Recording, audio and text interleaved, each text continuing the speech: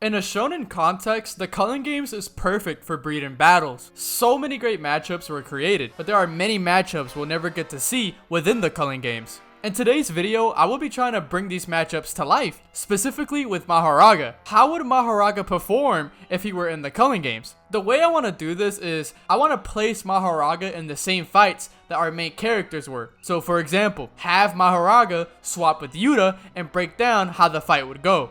And so on with the other main characters of Jujutsu Kaisen. Now, technically, Mahoraga can't even participate because he's just a Shikigami, but we're just gonna assume he's a player for the sake of this hypothetical battle. We all know that Mahoraga's specialty is... I understand it now.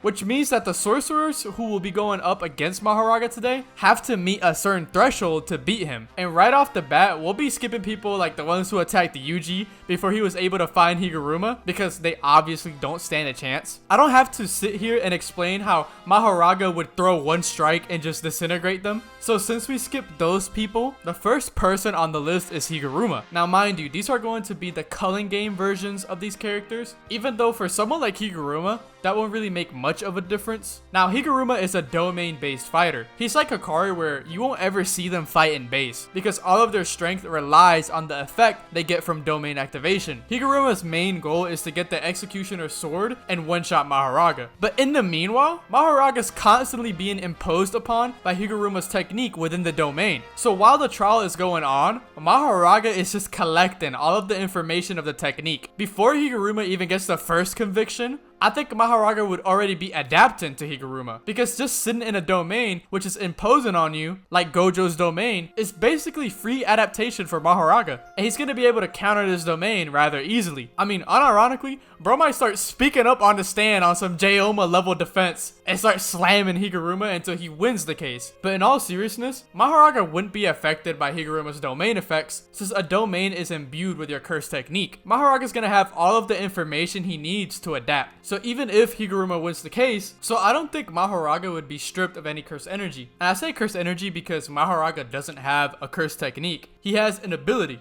So if he gets a minor conviction like Yuji did, he's just gonna slash Higuruma and one-shot him. Like, that version of Higuruma wasn't even above Yuji without CE. He definitely doesn't have the AP to erase Maho. And even if he did, he would have already fed Mahoraga too much and the adaptation process would be complete. Now on to Megumi's fight, which Megumi was getting jumped by like 3 people. Now if Mahoraga were here, oh my. Maybe the only interesting person is the explosion guy, but the bad thing with him is that, for one, Megumi was able to dodge and survive most of the explosions, so it's definitely not doing anything to Mahoraga. And Mahoraga was keeping up with Meguna and Gojo, so he's definitely not getting caught by those attacks. He might even actually speed blitz them. On top of that, the explosion guy is a one-trick pony. It's the same technique over and over again, which is the prime suspect for adaptation. Mahoraga about to become immune to that technique so quickly, it's not even funny. And it becomes the same sort of thing with Reggie. So these guys are definitely going to be a breeze for Mahoraga. Now Mahoraga's going to be facing tougher people. The first round is that he switches places with Yuta. Here they would both do the same. They would both get behind Druve and one-shot him. Bro doesn't even need to adapt for Druve.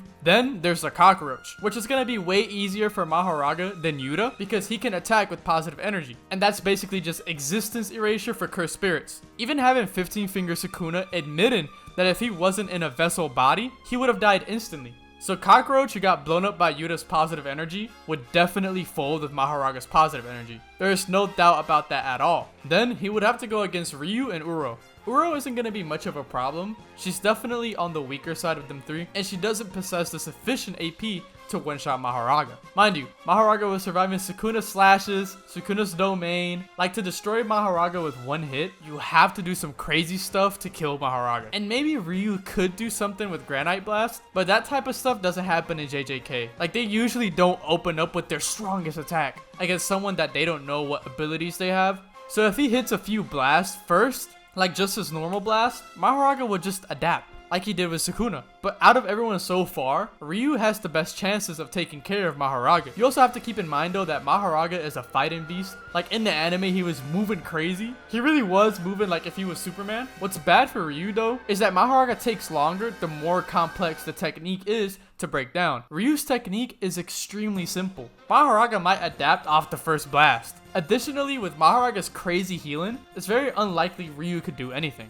It is possible though, for sure, and Uro should be easy for Mahoraga. Ryu is more of a threat, but due to the extreme simplicity of his technique, Mahoraga should be able to adapt quickly and defeat Ryu with ease. One of the other opponents is Charles. I'm gonna talk about him pretty quickly, because to be quite frank, he's just fodder. He has no attacks that could one-shot Mahoraga.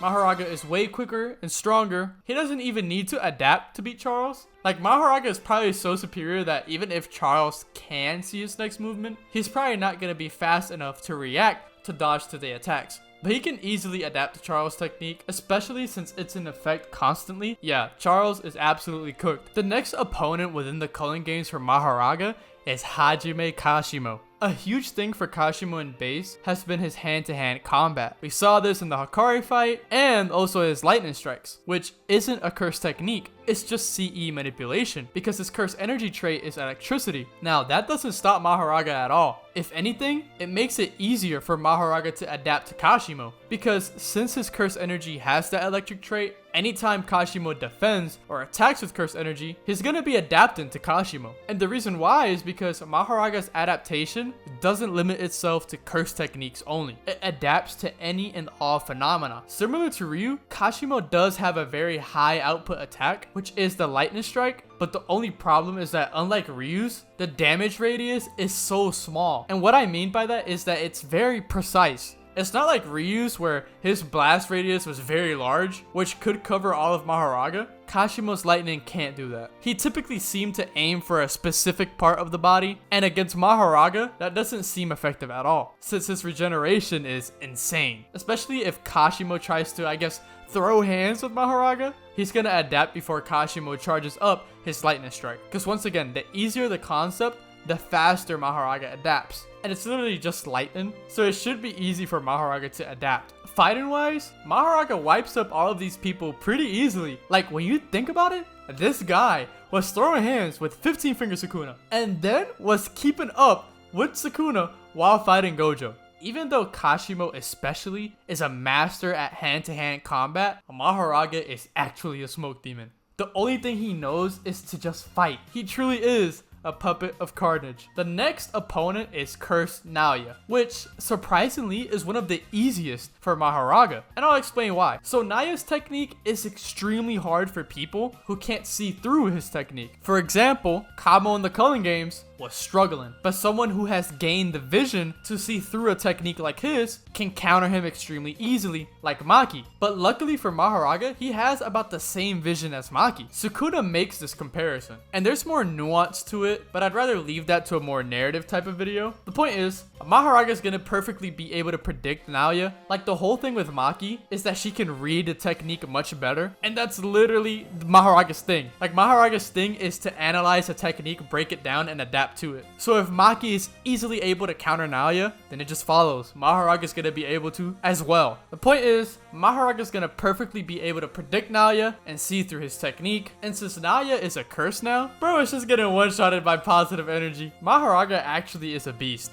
Like, he walks through these opponents very easily. He's like a overpowered item in a game that desperately needs to be nerfed. Like, anytime another person's using it, you hate it. But if it was in your hands, you know you're gonna be having fun. With that being said, we technically didn't cover all of the fights within the Culling games. There are a few fights left to cover, but we'll do that in another video. If this video gets a lot of love, I'll make a part 2 as fast as I possibly can for you guys. If you guys thought this video was good, if I make a part 2, it'll definitely be better because the people who are left are way more interesting matchups and it gets a little bit more intricate, and the ideas that I have gonna be way cooler. So yeah guys, that's the end of the video. If you guys enjoyed it, make sure to like and subscribe. If you guys have any video ideas, make sure to drop them in the comments, and if I do your idea, you will be shouted out in that video. Thanks for watching.